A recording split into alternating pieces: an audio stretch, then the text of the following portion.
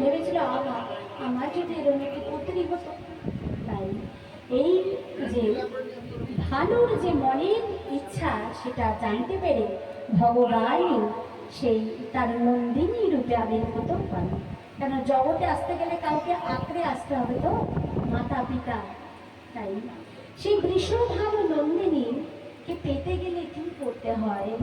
বৃষভানু নন্দিনীর কাছে যেতে গেলে একটাই পথ, কোনো কিচ্ছু কাজ দেয় না, কোনো কিছু বেশি রান্না করে খাওয়ানো। তিনি আধ ঘন্টায় 36 পদ রান্না করেন। বলুন কোন রমণী আমরা পারি না। তাই এত এত খাইয়েও তাকে সন্তুষ্ট করা যাবে না। তাই তাকে খুব সাজিয়ে বলছে, সাজানো লাগে না, ওই সাজার জিনিসগুলো তাকে সুন্দর করে দেয়। এমন সব সাজার যে কানের দুল, হাতের বালা, এগুলো তাকে সুন্দর করে না।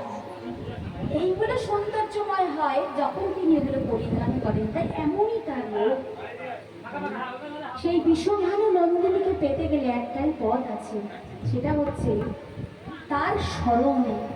হে রাধে, আমি কিছু জানি না, কিছু পারি না, কিছু বুঝি না, কিছু জানি না।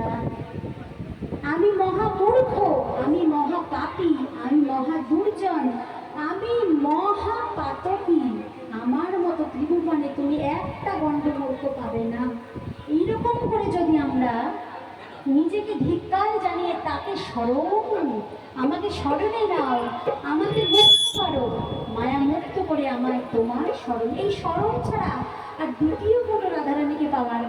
আর যে স্মরণ নিয়েছে, যে তোমার একটু আগে শুনলাম, যে তোমার